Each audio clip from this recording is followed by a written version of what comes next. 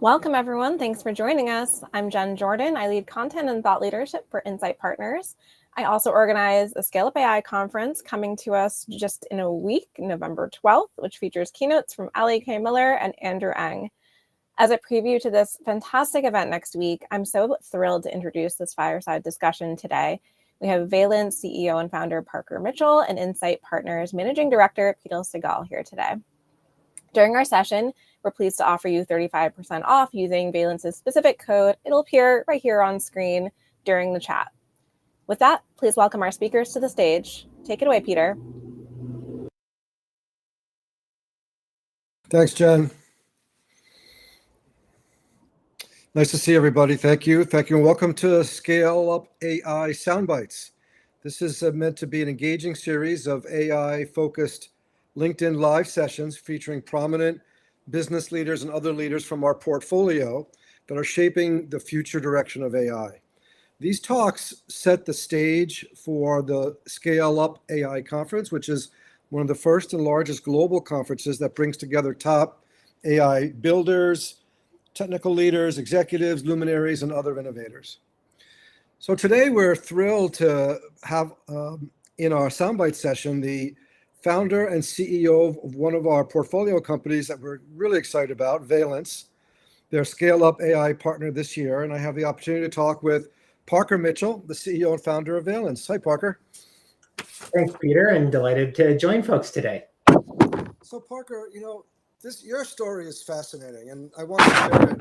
I'd like to have you share it with our audience. Valence is investing heavily in an AI-powered leadership coach that is available for everyone.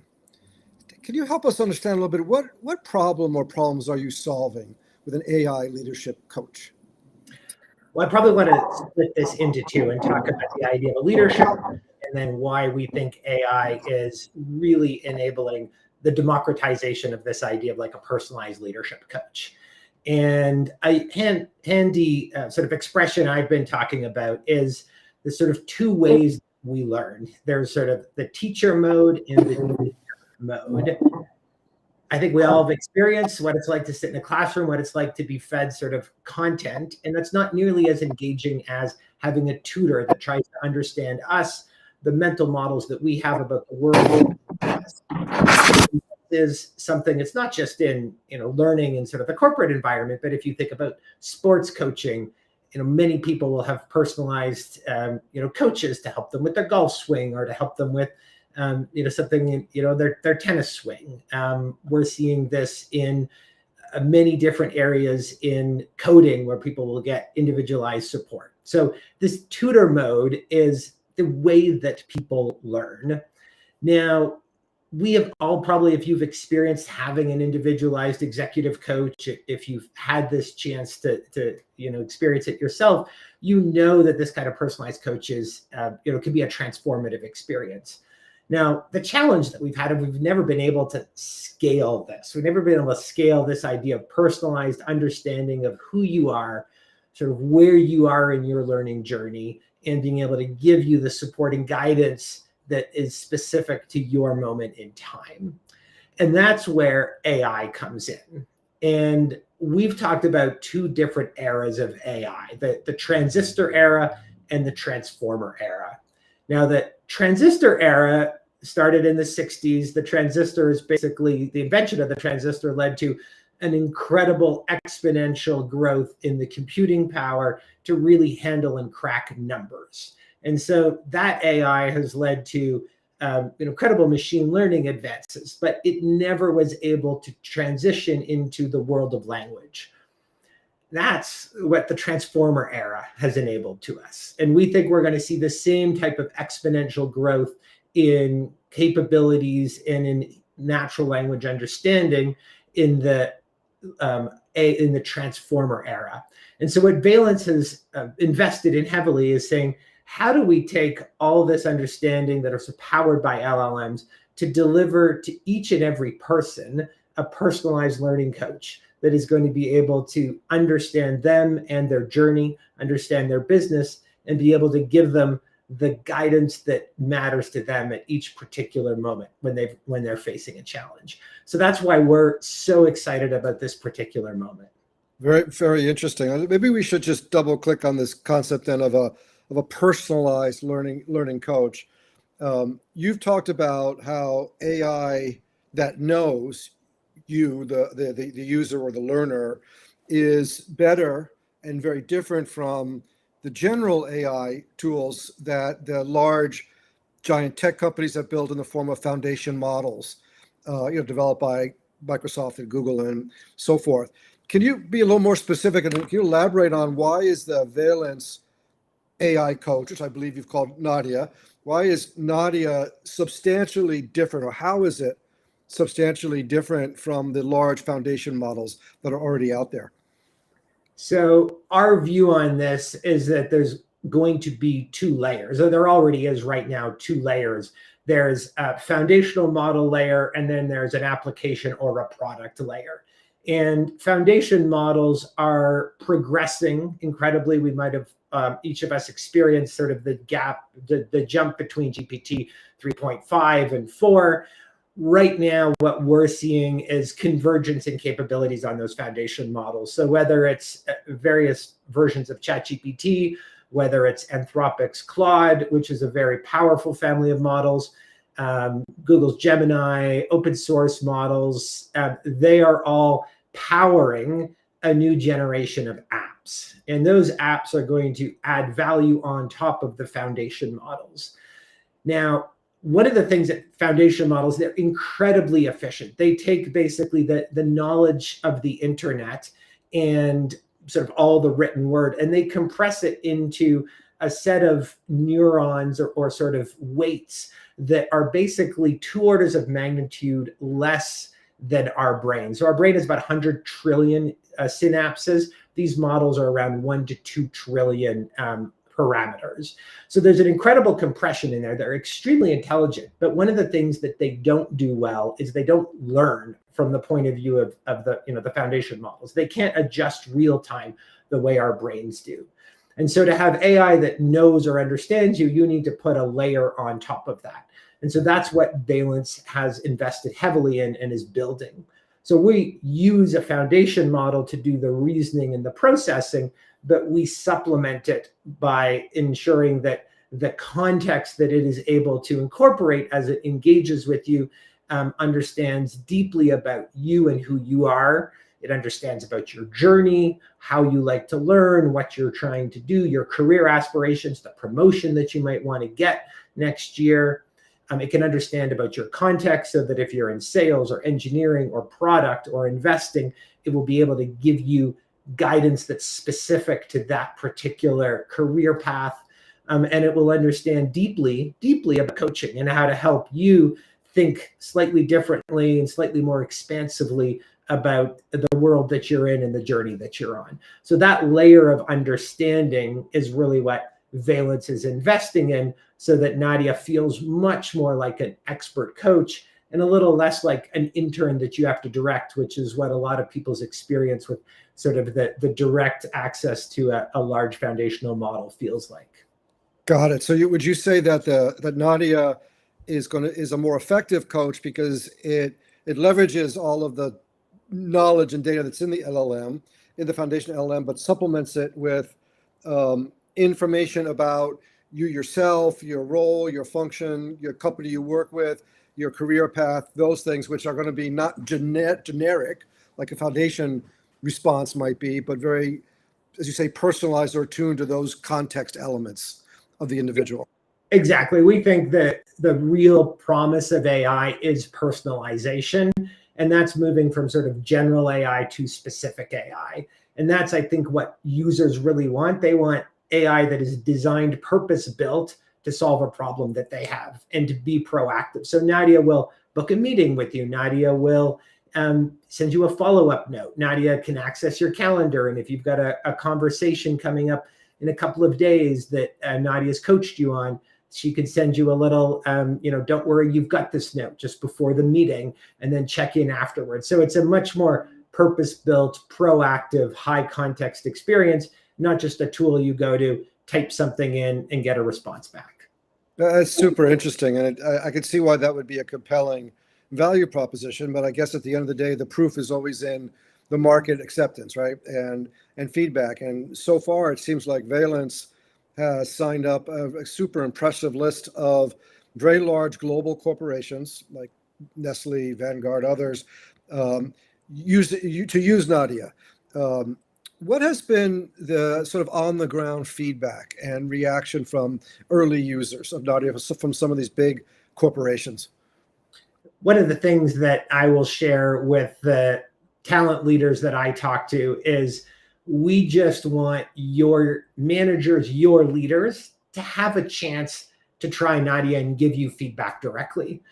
We're such a believer that the proof is in the pudding with the product, and we want people to have a chance to give their feedback directly to the CHRO, the global head of talent.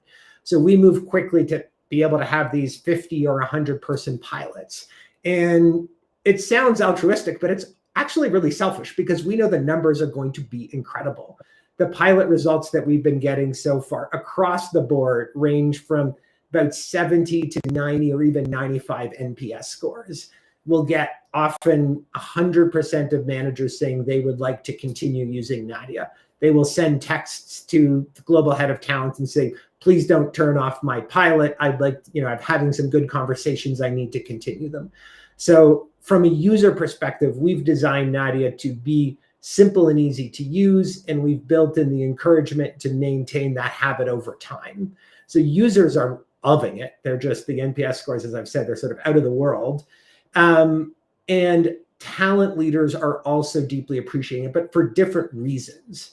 So for talent leaders, they want to be able to offer collective programs at scale. They want to adjust the culture of an organization. They want to handle a challenging business moment. They might be releasing a new set of leadership frameworks or values. And for them, the idea of being able to bring this to life on the front lines across, in some cases, 100,000 plus employees, they've literally never had the ability to reach that kind of scale before. So for them to configure and personalize a version, customize a version of the coach that feels like Vanguard or feels like Coca-Cola or feels like Delta Airlines, that sort of has that knowledge baked in and offer that at scale, and to know that their managers are going to love it, it's kind of a dream come true for them. It's fantastic. And with those type of high NPS scores, people using Nadia must be seeing some real value. Can you describe, maybe a few example questions or use cases that managers or frontline leaders may be posing to Nadia? And I know it's probably a pretty broad set, but just to bring this down to earth and make it real, what are some of the things people are looking for Nadia to help them with? So the number one thing, there's a bit of a sort of back and forth I do if I'm in a room of CHROs. So I'll ask, and maybe I'll ask you, Peter, have you ever had a challenging relationship with one of your bosses at some point in your career? No, never. No, never. I'm guessing the answer is yes. Then everyone sort of puts their hand up. And then I say, how many people right now have someone on their team that has a challenging relationship with their boss?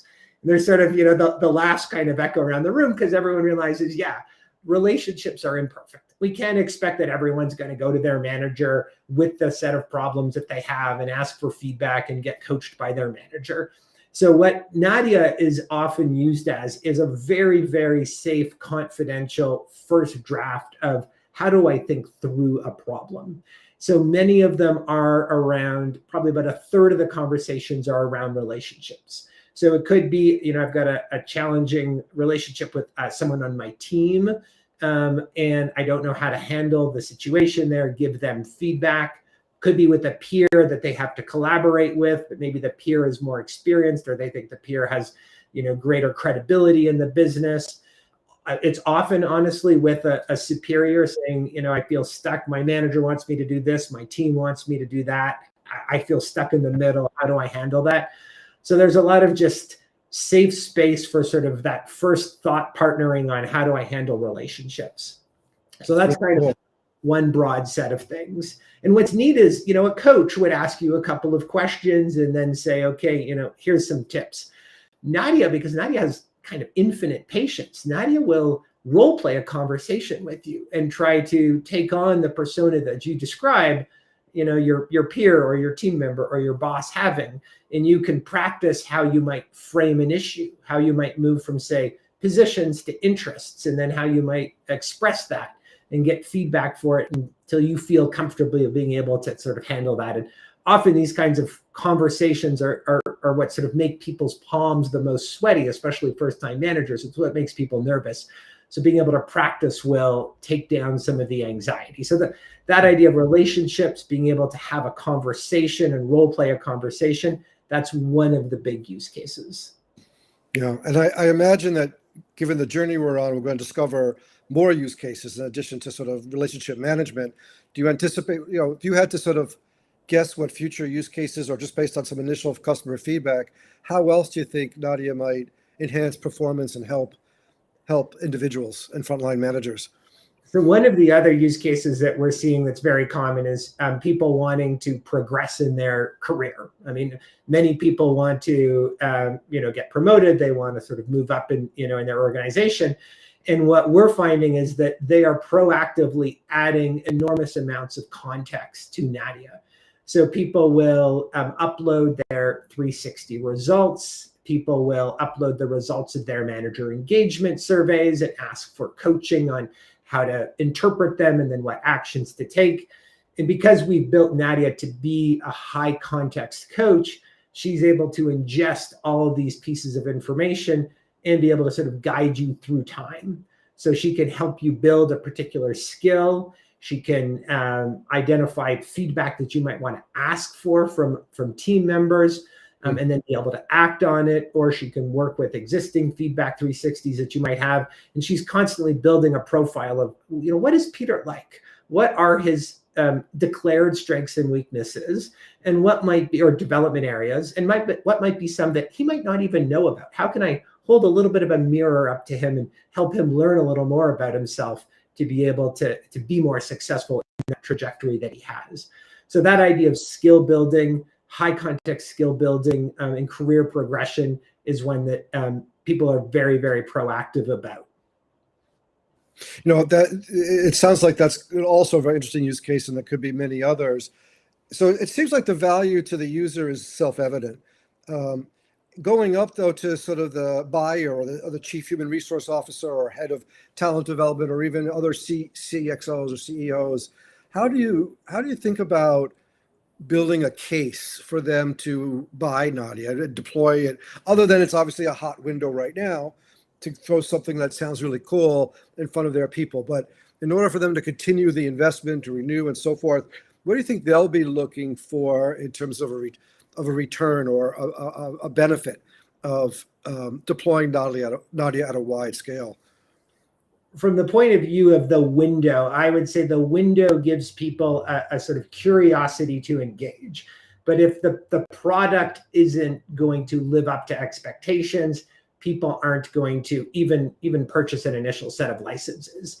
And so one of the things that we push our customers or our prospects to do is to bring in senior members of their team to personally try out Nadia. Now, many of these senior people might have an existing human coach, but what they're experiencing is, actually Nadia in some ways is as good as my coach. There's obviously some things that humans do that AI might never be able to replicate. But they're also saying, because Nadia is on 24/7, Nadia knows about my business, Nadia is being proactive, I'm actually using this at the same time as my human coach. And when they start to use it, they're immediately sort of asking themselves, how do I get my people within my business units to use this? How helpful would it be? So we're doing a webinar with General Mills next week. And one of the strategic sort of approaches that our buyers there took is they got senior members of their manufacturing facilities to use it. And that's actually become one of the sources of great uptake, where they've pushed it out into their factories, because they've said, hey, our factory shift leaders, they never have time. They're never going to get a personal coach. And many of them, they've said, actually might be a little bit ashamed, might be too strong a word, but they might not have university educations. They might feel a little uncomfortable sharing that, but they've reported back that because Nadia is an AI coach, they can just share genuinely where they are and get real coaching. So we're seeing business leaders proactively say, I want to buy 500 licenses for my unit, or I want to buy 1,000 licenses for my unit here.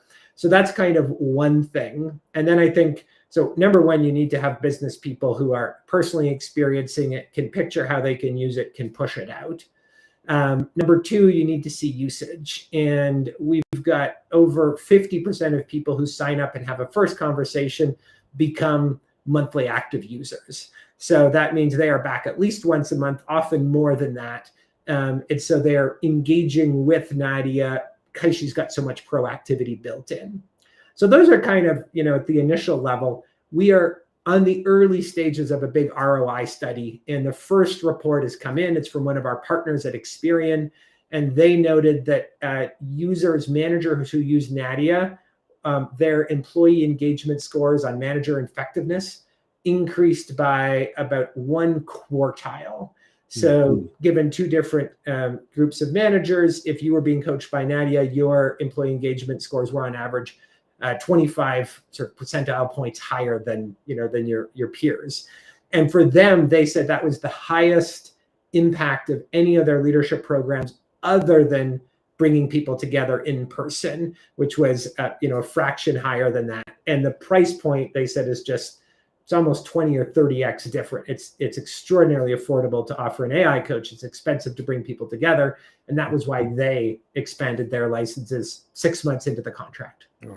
It's terribly exciting to think about the potential and what the future may bring. Can you share a little bit then about sort of over the next year, what additional capabilities do you think you'll bring out in Nadia? And then also, second, what sort of a long-term, I don't want to say science fiction because I think it's here, but what is a long-term vision of what this could really turn into in terms of a sort of portable AI coach for everyone? The mind sort of reels on that. How do you see short and long-term futures? Well, I'm going to actually start with the long term and then come back to, what are the next steps on that. So we fundamentally believe that everyone deserves this kind of personalized coaching. And if this is able to be offered at scale, we are going to shift the working world from a world of, that places a lot of value on credential and one that will place more value on potential. And the world in which someone who might not have had the chance to go to the best college, who might have been from a recent immigrant family who's working their way through in a couple of jobs while they're trying to get their degree, they might actually have the grit, the mindset of feedback, the growth mindset that is essential for learning and growth, but they just might not have the opportunities to sort of put that into practice.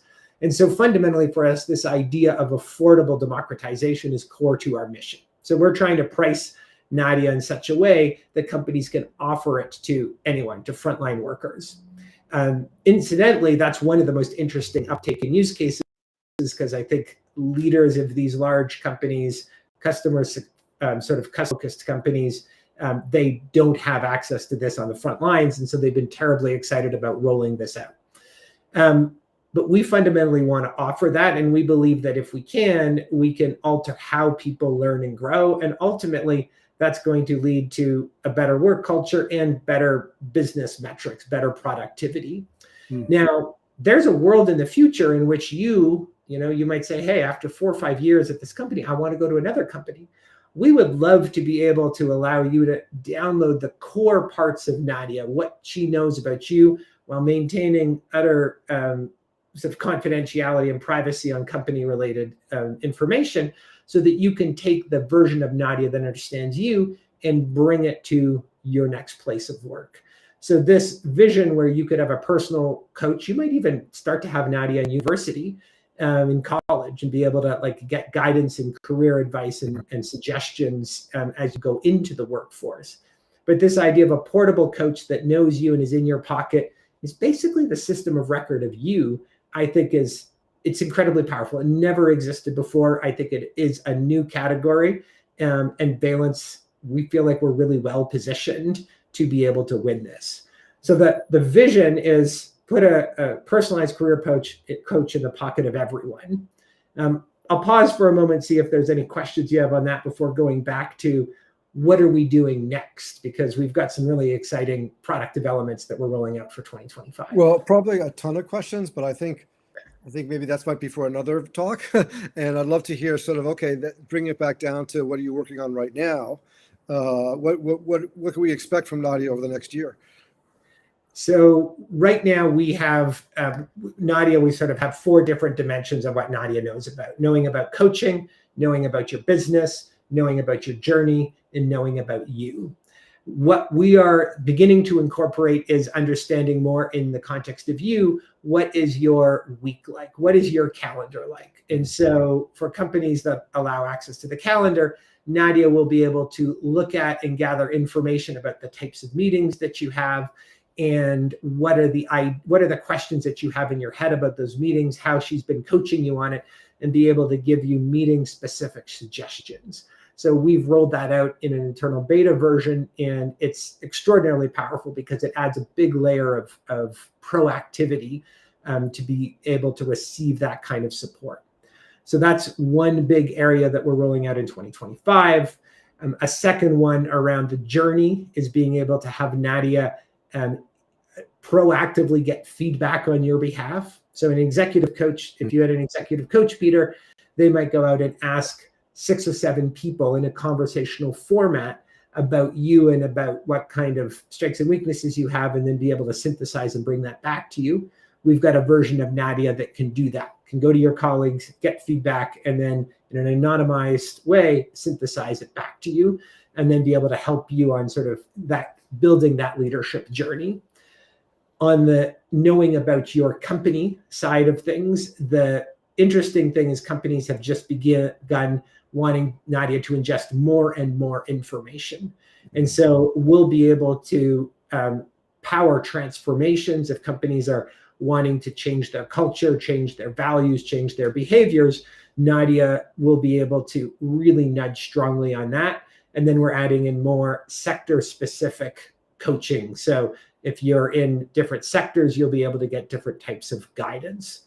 And then finally, knowing about coaching, Nadia's already pretty good at that. We've baked in some of the best practices, and we're starting in that area to really personalize the kind of coaching that you might need that might be different from the type of coaching that someone else might need. So that coaching will feel even more personalized. So those are 4 of the areas, highlights of areas that we'll be launching in Q1 of 2025.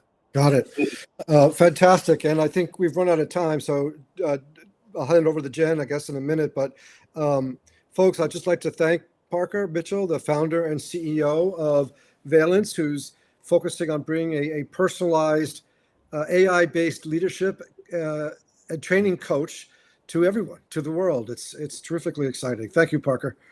Thanks, Peter, and I hope people enjoy